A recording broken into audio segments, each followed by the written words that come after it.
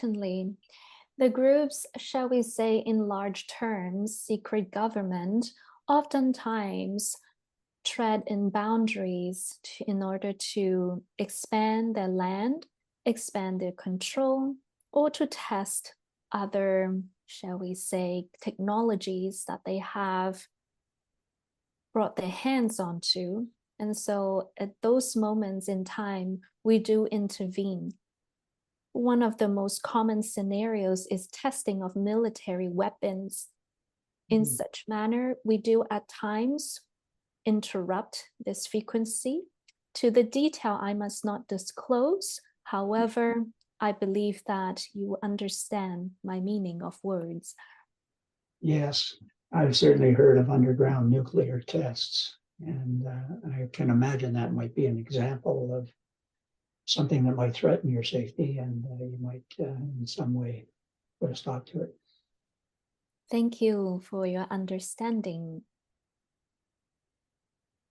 Now, you probably have access point. Well, you do, I'm sure, have access points to your living space, and I'm not asking you to disclose them particularly, but there are, I guess, speculations or rumors among humans that places like Lake Ontario, Mount Shasta, Antarctica are places where what we would call extraterrestrial beings, or maybe terrestrial beings might be more appropriate. But do you have kind of, let's say, hotspots or places where you do tend to come and go? Absolutely. Most of the spots that we choose to go through the puncture points are usually in the ocean. And thus the ocean are often sites that we will use for our travel. Oftentimes we would also use mountain as well. It also depends on the specific purposes of the travel as well. However, we try to cloak ourselves to not be detected by the service population as much as we can. Mm-hmm. Well, I imagine you're quite successful in that. Something I probably should have asked a little bit earlier when we were talking more about your appearance and what you are like. Do you eat food much as we do? In our fourth density body, we do consume materials, but much less in quantity speaking. We have evolved into a way of elixirs, liquids, minerals that allow our body to efficiently absorb nutrients. And thus, we do not need substance such as, shall we say, meat protein. We simply can consume elixirs, liquids, certain plant matters that helps us sustain our physical body. You ever get sick? We do, in fact, a lot of times people would be wondering if fourth density beings do receive illness or, shall we say, injuries. We do. However, we do have knowledge that can help us mend and heal at a faster rate. And at times, sometimes people would call miracles, but it's simply technologies. Mm-hmm. Yeah. Do you raise young in the inner earth? Do you have mates and procreate as we do? We do, but the way we do so is at a different speed than service population. We live much longer, and the way that we live is, perhaps we say, different than service population. We have different belief system, and thus having children or co-creating is a conscious choice that takes a long time of contemplation. One really dive into the specific purposes of procreation, and a lot of guidance and support are offered when this choice is created. However, most of our population at times do not feel the need to co-create or procreate offspring the way that we observe service population do. We find other ways in fulfilling our purposes as well. It's simply different ways of living. In other words, more choices to explore your path. What is your typical lifespan in Earth terms? In Earth terms speaking, roughly about 500 years. Good. You coordinate with some of the other civilizations. I'm thinking Palladians, Arcturians, some of those I understand are hovering around the Earth. Are you working in conjunction with them in any ways? We do. We oftentimes connect with the Telosians that live underneath the mountain of which you call Mount Shasta. Mm-hmm. We also connect with other galactic beings as well. At this time, we can disclose we do work with other beings that lived in the neighboring planets of Earth. As far as our scientists are concerned, those planets are all uninhabitable. I guess that's a whole other subject as to how many civilizations are living on the planets in our solar system. But it's interesting to know that there are some.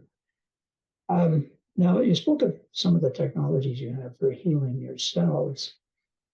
Are you working in any way to get some of these technologies to humans? At this time, we are very careful with our technologies due to the agreements alongside with the higher dimensional beings.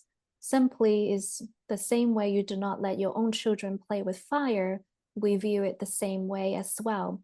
Once the surface population has a higher, more grounded and mature consciousness, we will freely share these technologies. However, we must excuse us to say at this time, it's not feasible. I understand. Now, you've answered all the questions that I've shown up with, but I'm wondering if there is anything I have not asked that you think would be important for humans to know about. Thank you very much for your question.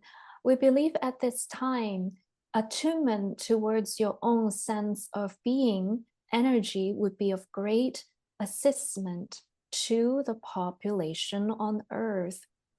So far, in your system of education, there has not been emphasis of personal happiness, fulfillment, moral values, and also attunement towards energy, awareness of the non-physical.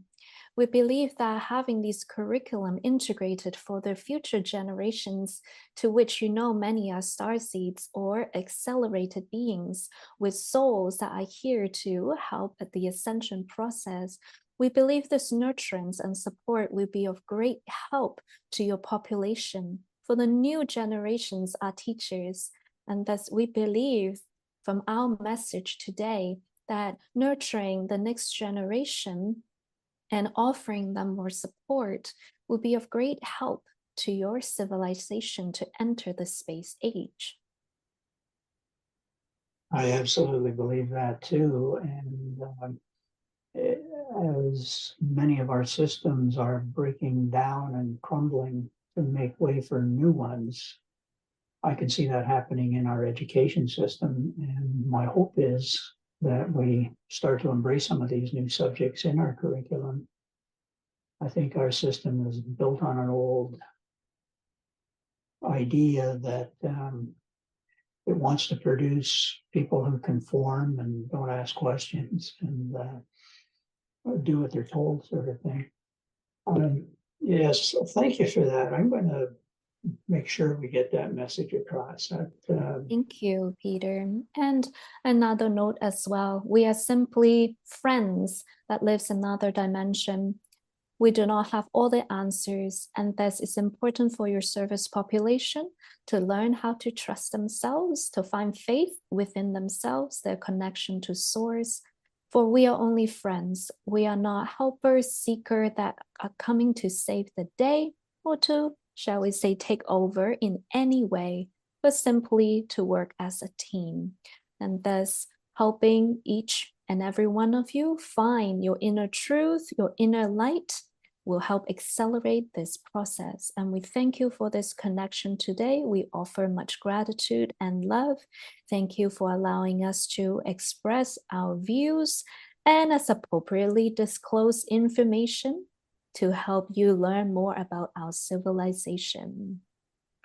Well, thank you very much for this. This is very illuminating. I'm wondering, while I have you here, would you have any message for Tiffany? We believe so. We invite her to connect with herself as well more and more, and to remind herself that she is not alone on this planet. We do feel that it is a great honor to showcase connection to, shall we say, non-physical guides can be an uplifting experience to help release fears that have been implanted in your collective consciousness.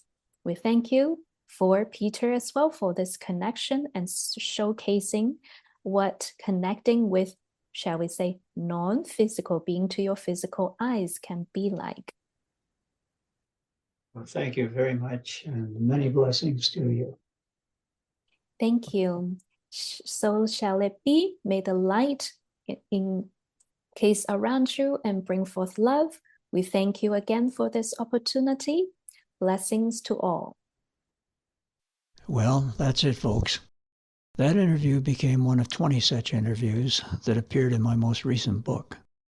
The book also contains a section on channeling and the specific steps that I take to assist individuals to become channelers. The final section contains what I consider to be the top 10 messages that the beings are telling humanity at this time. Thanks for listening. I hope you enjoyed the interview and that you found it helpful in advancing your spiritual growth.